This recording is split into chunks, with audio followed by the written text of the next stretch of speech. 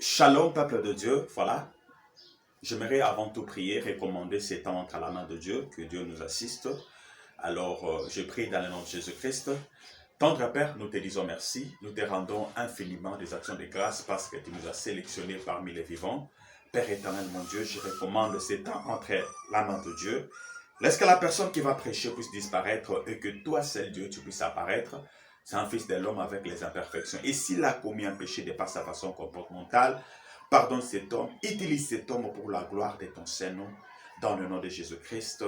Amen. Voilà, merci beaucoup. Na pesi bande konyo so tumbote, bande konyo so tumbote. Naza kosenge pa na bino bo s'abonner massivement, vraiment na kata chaîne na biso ACK Camping Officiel TV. Avant na bana mateya naza kopesa mbote na bande konyo so baza na diaspora pe awa nazo pesa mbote epa ya mama Lili depuis Hollande, Nzambe apambola yo. Nazo pesa mbote epa mama Nadine depuis la Belgique, Nzamba Pambola yo. Mama Janine depuis la Belgique, Nzamba Pambola yo. Naza kopesa bande konyo surtout église bisika na Kambaka, Mama Mélanie awa na Kinshasa, Nzambe apambola yo. Naza kopesa bande konyo surtout Mama Keren, Nzamba pambola yo, ainsi que papa nanga ya molimo l'évêque Pascal Mukuna bisika zali, Nzambe alola apambola ye. Alors le lot s'appelle qui te révèle sur détruire l'héritage du sang. Détruire l'héritage du sang. Alors, bien-aimé, Oyebielo Komoko, quand on parle de l'héritage, héritage est anini, héritage est tout simplement droit, parce que l'on est né dans cette famille-là, aux a droit, il y a revenu, il y a héritage à l'Ibotawana. Nazo pesa exemple typique, et ça par exemple, moi na Otikobota Masika, moi na zana un mois, hein, mais moi na zana droit héritage à Biloko ya papa na. Et pourquoi? Parce qu'il porte le sang de cet homme-là. Donc l'héritage c'est un droit, parce que l'homme est né dans cette famille. Alors, il nous arrive de fois, to héritage à sang. Utamela mabota nabiso, héritage à sang.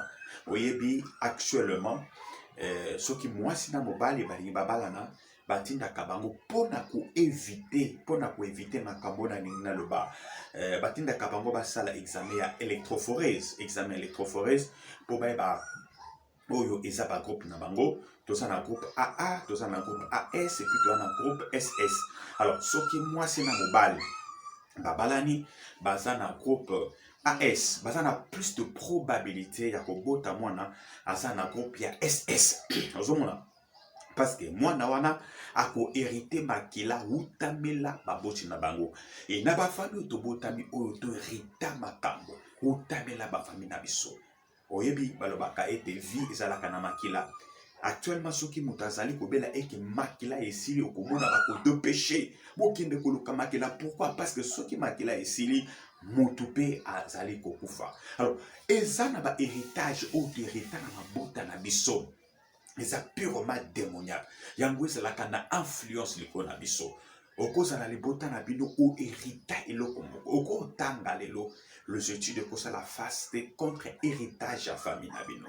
Ozomona, oko kozana libala, ozo sala malamu, mais le kola na kati ya famille bozana héritage wana utamela makila et koda na kwa ko compliqué yo. Ozomona. Voilà pourquoi bon de la kanzambe, yebisa kanzambe héritage nyoso makila, c'est un droit. C'est un droit oko boyate. So batalika elongi bazomona elongi ya papa na bino. So batali elongi bazomona elongi ya maman na bino.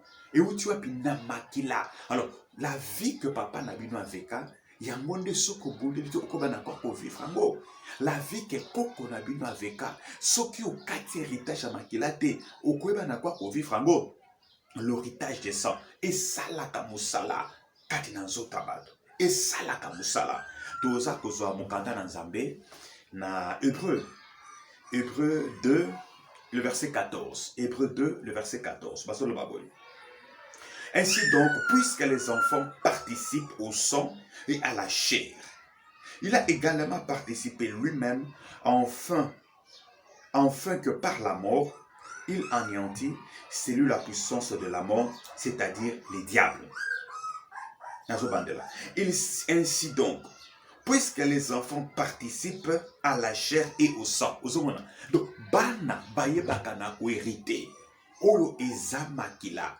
Et quand tu as l'héritage familial dans tes sangs là, Sache-le que toute influence ya famille na bino, ils ont une répercussion na vie na yo. Voilà pourquoi soko zobon de la kanzambe, salaka une forte prière d'autorité. Héritage nyonso utamela libota na ngai, esengele sanini ekweya. Bien-aimé yokana bisayo. Enseignement eko permettre yo ufungwama. Enseignement eko permettre yo webana kwa kokola na makambo na nzambe. Na makila oza nango, eza na makila koko na yo kati na yo. Na makila oza nango, ya na makila papa na bino kati nango. Même vie, oyo papa na menaki, yebeke eko se répéter na vie na yo soki o kati héritage ya santé. Voilà, nzamba lola apambola bino, naza koloba boye. Nalingi na beta sete moke sur la prière. Oui, bien na bana na nzambe bele babondela kanzambe, mais baza kozwa te eloko bazo senge pa na nzambe. Pourquoi? Parce que bazo bondela mabe. Na monde des esprits, hein, yo kanga na bisayo. Toza na catégorie ya ba esprit, toi na esprit poids mouche, poids moyenne, poids lourd. Na Matthieu 17 le verset 14-21. Ben na mwana moko liboso Yesu, balobi mwana wana azalaki épileptique. Ba disciple ba bondele pona tina ne demo ekete. Tango papa alebi akomo bima Yesu akoti.